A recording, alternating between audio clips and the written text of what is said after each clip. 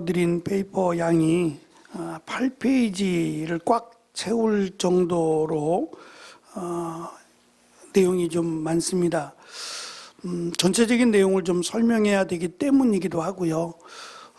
제가 지난주에 서론에 대한 말씀을 드리면서 이제껏 우리가 욥기의 말씀을 나눌 때마다 저도 그랬고 말씀을 들을 때마다 욥에 대한 내용이 참 너무 부담스러운 말씀이었어요. 그러니까 이런 일은 우연이라도 혹이라도 이런 일은 겪지 않았으면 좋겠죠. 욥처럼 주신 분도 하나님이시고 거둬가신 분도 하나님이십니다 라고 욥처럼 그렇게 고백할 수 있으시겠어요? 욥도 사실은 1장에서는 그렇게 마무리가 되긴 합니다만 욥도 그 부분을 이해할 수 없어서 하나님께 원망하는 내용을 토로하게 되고 또 욥의 친구들도 와서 동일한 내용들이에요. 원인 없는 결과가 있겠느냐라고 하는 말로 욥에게 회개하라고, 네가 엄청난 죄를 진 거다 라고 결과만을 놓고 지금 내용을 살펴보고 있는 겁니다.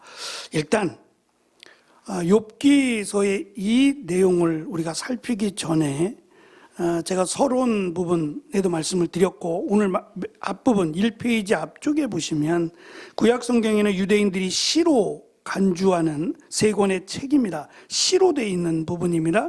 욥기, 잠언, 시편이 다 시로 간주하는 내용의 책들이고 이 세 책은 각 첫 글자, 히브리어로 첫 글자를 따게 되면 에메트라고 하는 단어가 만들어지는데 진리라고 하는 뜻을 가지고 있어요. 그래서 에메트의 책들이라고 하는 이름으로 또는 지혜 문학으로 불리는 시가서가 됩니다. 다시 말하면 분명히 하나님의 말씀입니다. 하나님의 말씀으로 인정을 하고 또 이 내용도 분명히 우리에게 주신 말씀으로 우리는 받고 있습니다. 그럼에도 불구하고 제가 호세아서를 새벽마다 말씀을 나누면서 저도 마찬가지였고 제가 호세아서를 전하고 준비하면서 갈등이 있었다고 말씀을 드렸어요. 가장 중요한 갈등은 호세아서에 있는 창녀인 여인 고멜을 아내로 맞이하라. 그리고 아들을 낳고 딸을 낳으면 그 딸이 하나님께서 너를 버렸다는 이름으로 지으라고 받아들이기 참 부담스러운 내용이었어요. 물론 하나님의 말씀이면 순종해야 되겠지요. 그럼에도 불구하고 또 남편을 버리고 집을 나간 아내를 돈을 주고 사와라. 또 나갈 수도 있는데 이것을 실제적인 인물로 실제적인 내용으로 보아야 되느냐? 과거에는 실제적인 내용으로 봤을 겁니다. 상당히 많은 부분을. 근데 언제부터인지는 저도 모르겠는데 제가 말씀을 준비하면서 몇 권의 책을 펼쳐놓고 대조도 해보고 고민하고 또 여러 가지 시간을 가지면서 제 나름대로 내린 결론은 둘 중에 하나라면 하나는 문학으로 지혜 문학으로 볼 거냐 아니면 상징적이고 비유적인 내용으로 볼 거냐 실제적인 내용으로 볼 거냐 라고 하는 두 가지 기준에서 놓고 결정을 해야 된다면 저는 비유적이고 상징적인 내용이다 라고 말씀을 드렸어요. 그 기준에서 호세아서를 보게 되면 그래도 조금 마음의 자유함이 있어요. 고멜이라고 하는 여인은 이스라엘을 상징하는 것이다.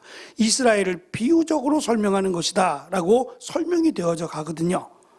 그래서 이것은 이스라엘 백성들에게 너희들이 어떠한 죄, 어떠한 우상을 숭배하고 어떠한 음란한 죄를 짓고 있는지를 설명하심으로 회개하고 돌아오면 내가 너희를 내 백성 삼겠다라고 하는 이 내용으로 만들어진 실제적인 내용이 아닌 비유적이고 상징적인 내용을 담았다라고 말씀을 드렸어요. 욥기도 마찬가지로 욥기를 실제적인 인물로 본다면 첫째, 우리가 지금껏 창세기부터 여기까지 뭐 욥기까지는 다 살펴보지 않았습니다만 구약 성경을 살펴본 내용만 가지고 볼 때 하나님이 지금 욥의 가정 10명인데 이 10명이 죄를 지은 것 같지 않아요. 화목하고요. 한 사람이 생일이면 다 같이 모여서 축하해주고 화목한 시간을 갖고 혹이라도 이들이 하나님을 원망했을까봐, 원망하는 말을 했을까봐 모임이 끝나고 나면 자녀의 수대로 욥이 번제 제물을 드렸다 그랬어요.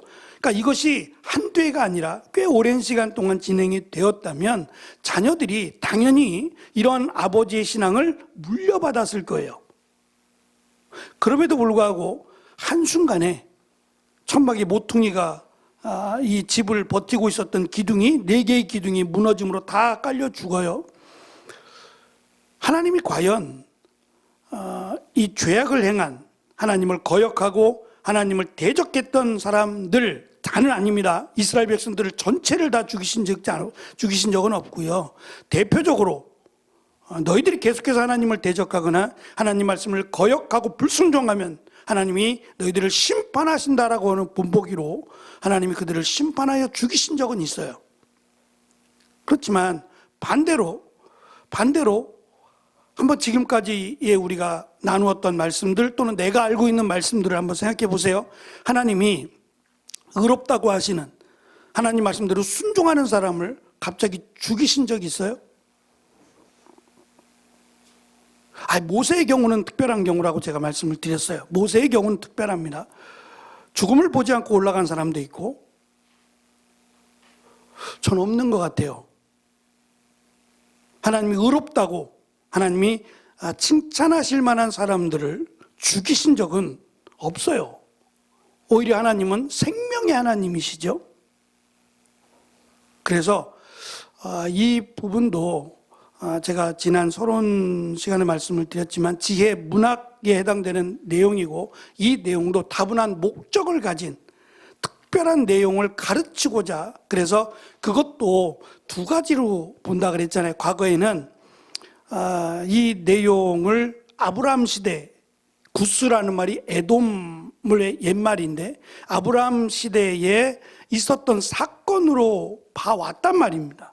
근데 최근에 이 지혜 문학으로 연구를 하고 말씀을 살피면서 오히려 그것보다는 시편과 같이 이스라엘 백성들이 포로로 끌려가기 전 그리고 끌려간 이후에 약 400년 가까이의 긴 시간을 배경으로 삼고 있다라고도 본다 그랬어요. 저는 오히려 아브라함 시대의 뜬금없는 그것보다는 의도적인 지혜 문학이라고 했으니까 의도적인 내용을 담지 않았겠어요. 가장 힘들고 가장 어려웠던 시기에 특별히 오늘 말씀의 중심이 되는 것은 욥기의 중심이 되기도 합니다. 의로운 자가 고난을 당한다? 이거는 그들에게 있을 수 없는 거였어요.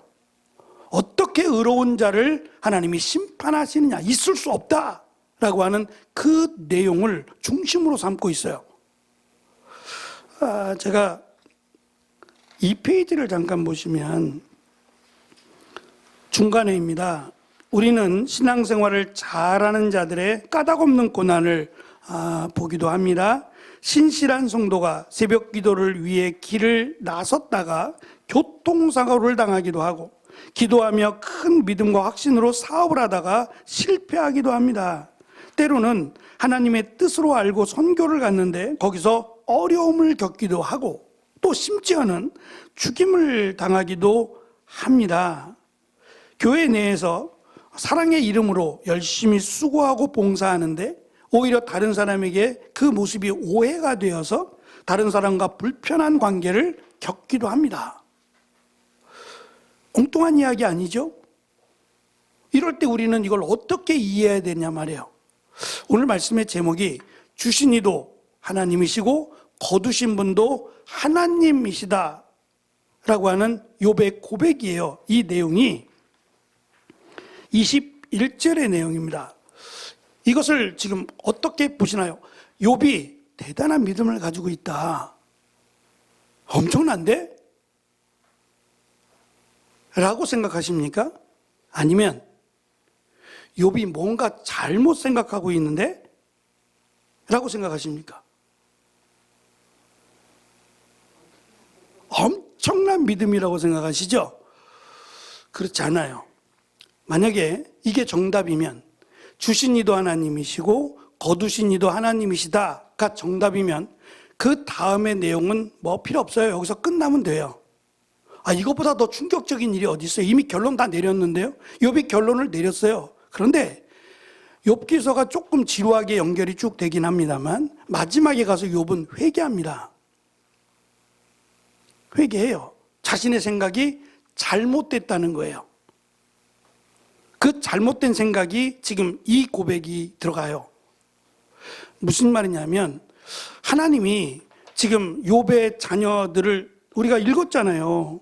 2번 읽었잖아요. 지난주도 읽고 오늘도 읽었는데 어디를 봐도 사탄이 와서 욥이 괜히 저렇게 하나님을 경외하고 하나님을 잘 섬기는 줄 아십니까?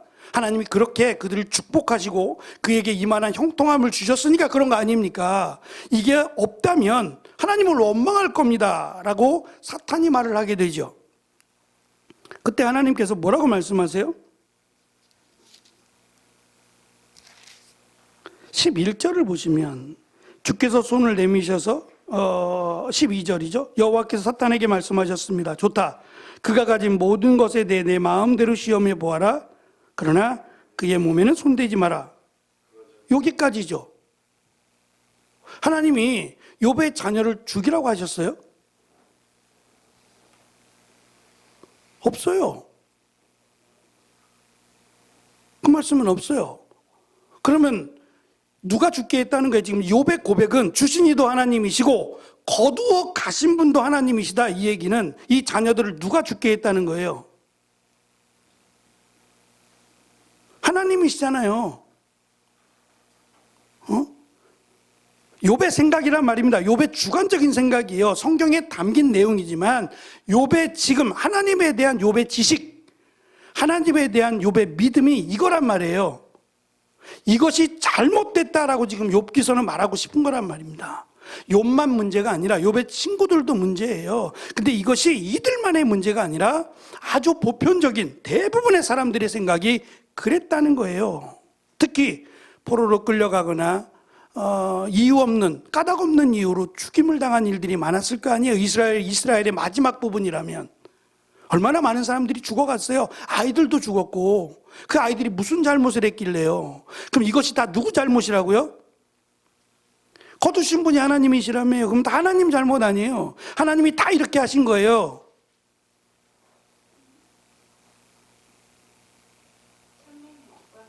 그렇죠. 이제 권사님 그 말씀 하실 줄 알았어요. 저도 힘들거든요. 자, 지금 잘 들으셔야 돼요. 말씀하신 대로 생명의 주관자는 하나님이세요. 그러면 욥기서가 무엇을 우리에게 가르쳐 주려고 하냐 이거예요. 첫째는 이 자녀들이 다 죽었고 재산을 다 잃었고 끔찍한 재앙, 그 이상의 재앙을 맞이했어요. 무엇으로도 위로가 될 수 없는 정말 인간의 최악의 상태를 맞이했어요. 여기에 대해서 이것이 하나님이 하셨다, 하나님이 하지 않으셨다라고 말하지 말라는 거예요. 무슨 말이냐? 판단하고 이것을 결정한다는 얘기는 이 판단이라는 자체의 기준을 하나님이 갖고 계세요. 다시 말하면 네가 하나님이냐는 거예요. 욥에게 네가 하나님이야? 결론은 하나님이 하시는 거죠. 다 하나님이 허락하지 않으시면 이게 이루어졌겠어요? 그래서 제가 이걸 문학이라고 말씀을 드리는 거예요. 실제적으로 하나님이 죽이시겠냐고요? 그건 아니라고요. 다만 우리가 이 땅을 살아가면서 우리도 이해할 수 없는, 저분이 참 믿음이 좋았는데 갑자기 병에 걸리거나 갑자기 사고를 당하거나 이런 일이 생겼을 때 있을 수 있는 거 아니에요. 그러면 이것을 우리가 쉽게 판단해서 하나님이 이렇게 하셨다라고 하지 말라는 거예요. 우리는 모른다는 거예요. 왜냐? 하나님이 하시는 일을 우리가 어떻게 다 할 수 있냐는 거예요.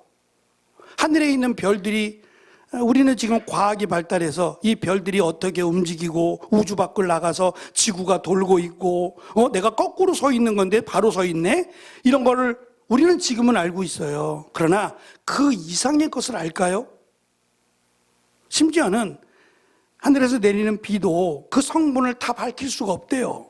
우리가 마시는 물도 마찬가지고 이것을 다 밝힐 수 없대요. 밝히는 정도까지만. 그래서 인간이 먹어도 해가 되지 않느냐? 해가 되느냐? 요 정도까지만 밝힐 수 있지 물을 만들어낼 수도 없고요.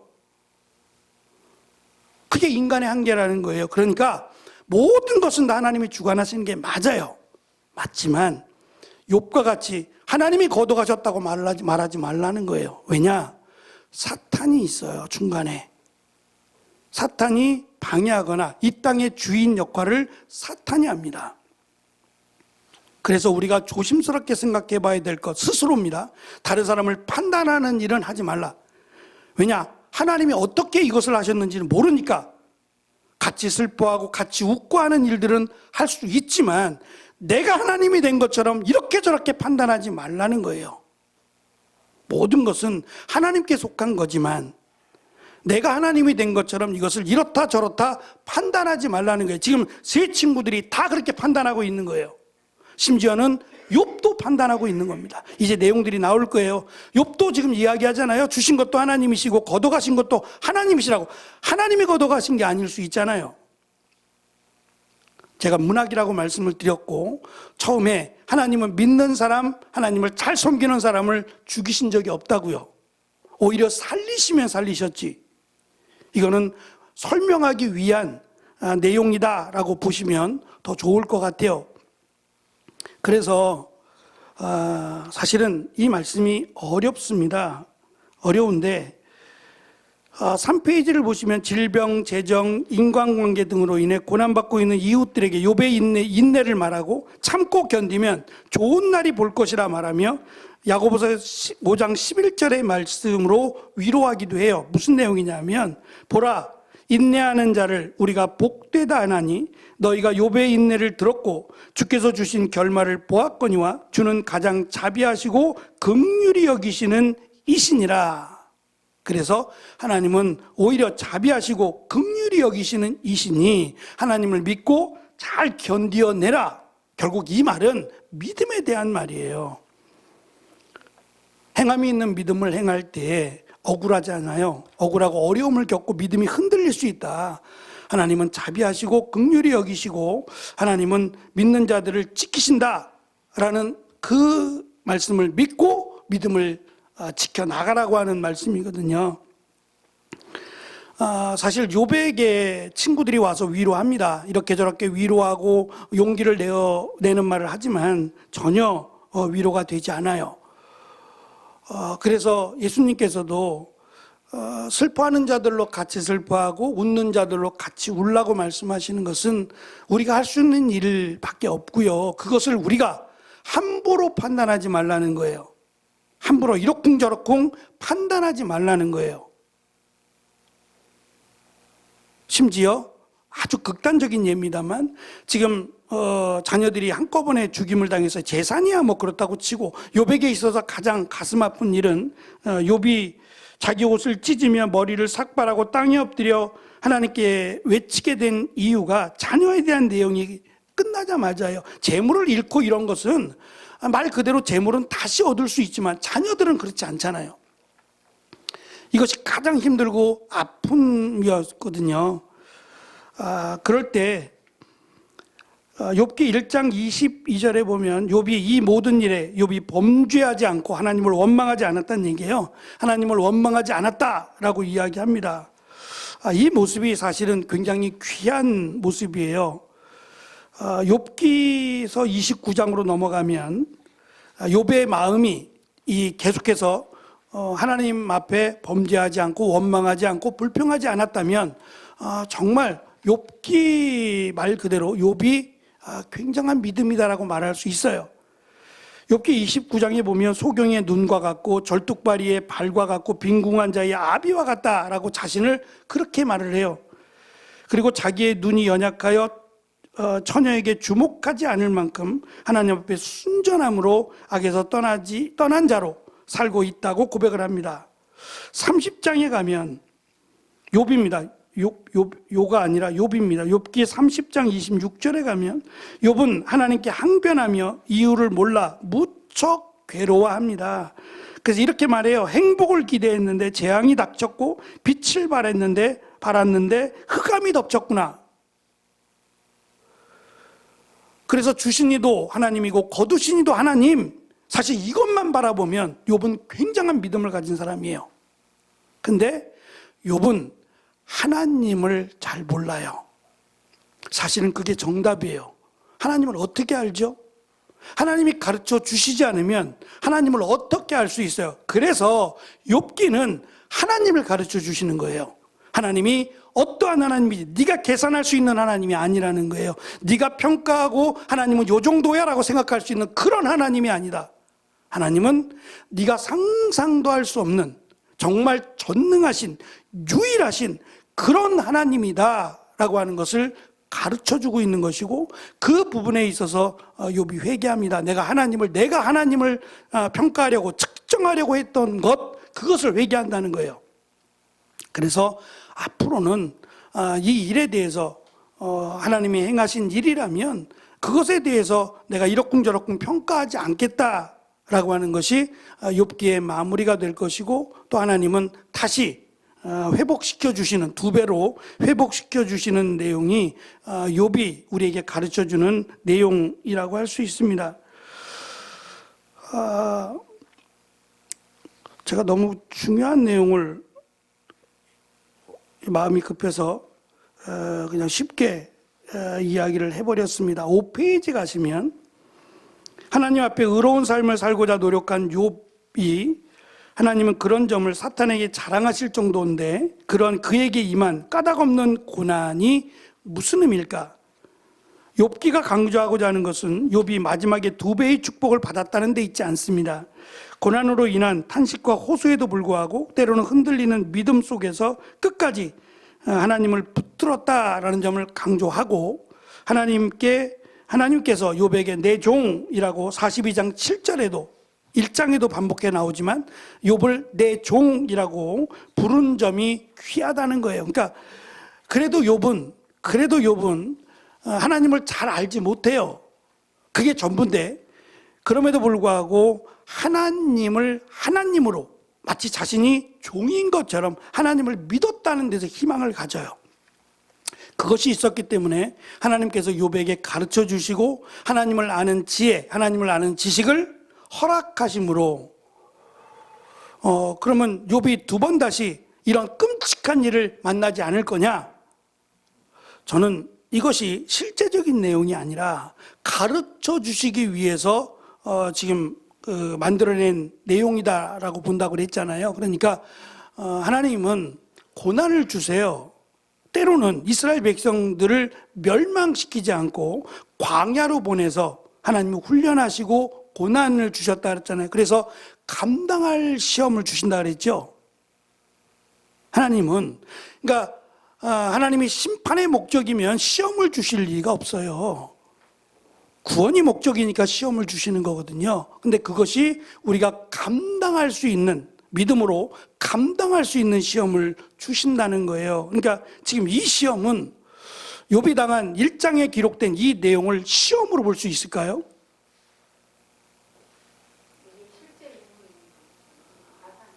그래서 제가 이것을 실제 인물로 보지 않는다 그랬잖아요. 실제 인물로 보지 않는다고요. 이 내용은 하나님을 알게 하기 위한 내용으로, 마치 시편처럼 또는 잠언의 말씀처럼 그렇게 지혜 문학으로 본다라고 말씀을 드렸잖아요. 그렇지 않는다면 우리가 지금 성경에서 특별히 예외적으로 살펴보는 내용이 뭐냐면 아브라함에게 이삭을 바치라는 사건이에요.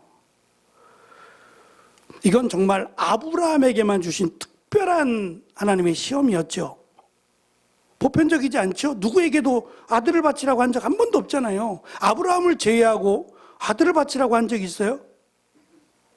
이건 정말 특별한 아브라함에게만 허락하신 시험이라고 말씀을 드렸어요. 보편적이지 않아요. 욥기도 마찬가지예요. 이것이 누구에게나 이런 시험이 오지 않아요. 그리고 하나님은 특별히 이제 이런 일들, 이와 비슷한 일들을 우리가 겪게 될 때에도 물론 하나님이 우리의 생명의 주관자시니까 하나님이 주관하세요. 다만 그것에 대해서 지금 여기서 나오는 내용들처럼 저 사람이 벌을 받은 거야, 저 사람이 죄를 졌기 때문에 이러한 심판을 받아서 일찍 세상을 떠난 거야, 이렇게 평가하지 말라는 거야. 네가 마치 하나님인 것처럼, 내가 하나님인 것처럼 그것을 평가하지 말라는 거예요.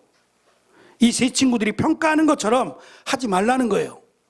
그거는 스스로가 돌아보라는 거예요. 스스로가 하나님 앞에 죄를 지어서 이 고난을 당하는 것인지, 또 하나님이 내가 하나님을 더 잘 믿게 하기 위해서 이런 고난을 주신 것인지 스스로 돌아보라고요. 스스로. 내가 다른 사람을 함부로 그 사람에게 닥친 일로 평가하거나 마치 하나님께서 이렇게 하셨다라고 하나님을 오도하지 말라는 거예요. 네가 뭔데 하나님을 이러쿵저러쿵 말할 수 있느냐? 그것이 욥기가 우리에게 해주는 말이에요. 하나님을 알 수 있느냐? 하나님을 알 수 없다는 거예요. 하나님이 행하시는 일들을 우리가 어떻게 다 이해할 수 있겠어요? 슬프면 같이 슬퍼하라고, 같이 위로해주고 슬퍼하라. 기쁘면 같이 기뻐하라는 거예요. 그것을 내가 이러쿵저러쿵 평가하는 일은, 마치 하나님이 하셨다라고 말하는 일은 하나님을 욕되게 만드는 일이에요. 그래서 지금 욥기에 나오는 이 내용이 다른 어디에 반복되지 않아요. 이런 일들도 없고요.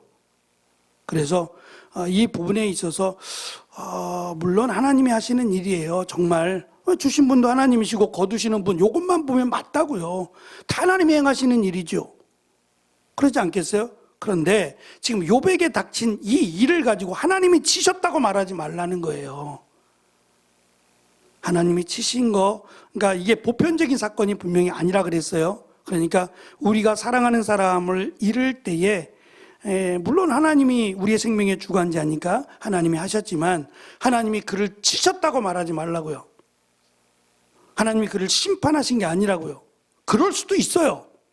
그럴 수도 있지만 우리가 함부로 하나님이 저 사람을 심판해서 하나님이 저를 이 땅에 못 살게 했다, 그렇게 말할 자격이 아무도 없고 그건 안 된다는 거예요.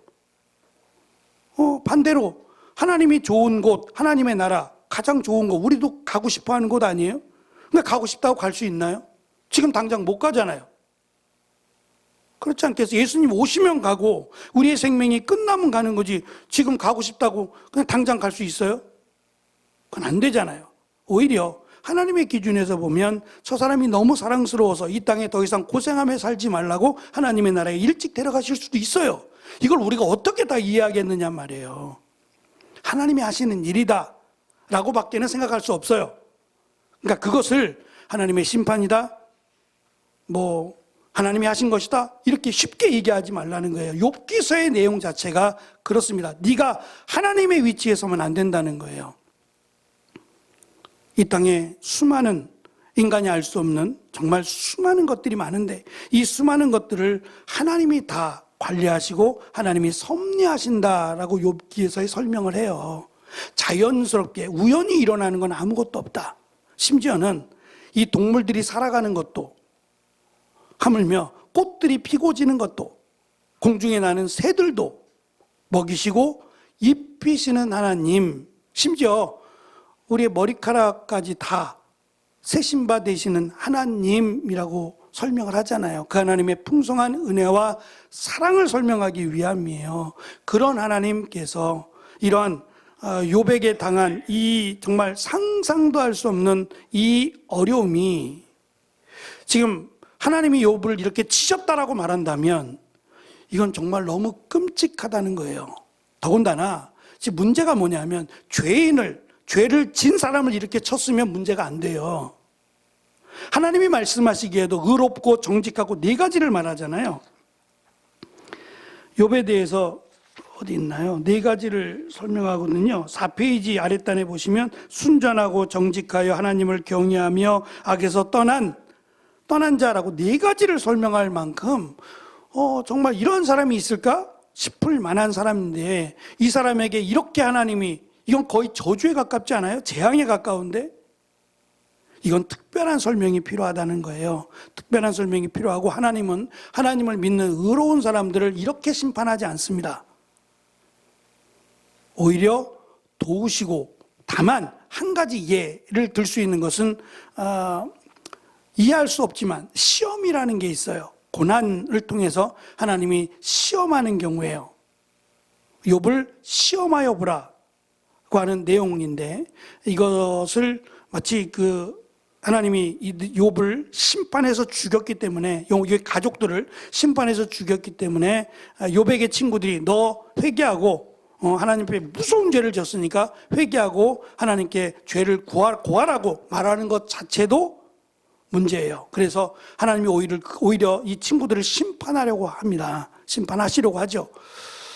이 내용은 다분히 특정한 내용을, 아주 중요한 내용인데, 이 특정한 내용을 가르치기 위해서 우리에게 하나님을 아는 지식이라고 하는, 하나님을 알게 하시기 위해서 아주 긴 내용을 우리에게 주셨다. 그래서 대화들 하잖아요. 대화를 많이 하는, 이런 대화들 속에서 답을 찾게 하는, 원래 이스라엘 백성들은 말을 많이 하거든요. 대화를 많이 하는 이런 민족들이에요. 자녀들하고도 그렇고 대화를 많이 하는 민족들이에요. 이 대화들을 통해서 답을 찾아가게끔 만드는 그런 내용입니다. 저도 이 말씀을 준비하고 나누면서 분명히 하나님의 말씀입니다. 그리고 이 내용도 하나님에 대해서 우리에게 가르쳐 주는 내용이에요. 그러니까 실제적인 인물이 아니라고 해서 하나님의 말씀의 가치가 떨어진다, 절대 그렇지 않습니다. 특별한 목적을 가지고 있다는 걸 말씀드리고 싶은 거예요. 문학이라고 하는 내용 자체가 안고 있는 특별한 내용, 아주 중요한 내용을 가르치고 이 중요한 내용을 배우게 하기 위한 특별한 목적을 가지고 기록되었다라고 보셔야지, 그 내용에 대한 예를 들어 감정이나 얼마나 슬플까, 이런 내용에 마치 드라마와 같은 그런 내용을 주기 위해서 기록한 내용은 아니라는 거예요. 그래서 욥기서가 이 지혜 문학에 들어간다는 점, 그리고 하나님은 하나님을 잘 믿는 의로운 자들을 이렇게 심판하지 않으신다 라고 하는 내용도 우리가 이해를 하시고, 그럼에도 불구하고 우리가 이해할 수 없는 고난이나 아픔을 겪게 되면 그 역시도 하나님께서 행하신 것이다 라고 하는 것을 믿고, 특별히 우리가 그 부분을 나에게 속한 일이 아닌데 다른 사람의 일인데 우리가 이것을 평가하지 말자는 거예요. 절대 해서는 안 된다는 거예요. 같이 아파하고 위로해 주는 건 우리가 할 수 있지만, 우리가 함부로 이 일에 대해서, 그 사람에게 닥친 어려움에 대해서 평가하거나 함부로 말하는 일이 없도록, 그것은 하나님의 영역이다. 우리 하나님을 어떻게 다 이해하겠어요? 이해할 수 없다라는 점을 기억하시고, 조금 어려울 수는 있겠지만 우리가 욥기서의 말씀을 통해서 어쨌든 하나님을 아는 지식이라고 하는, 하나님을 아는 지식과 지혜가 자라가는 귀한 시간이 되어지기를 축원합니다. 기도하겠습니다.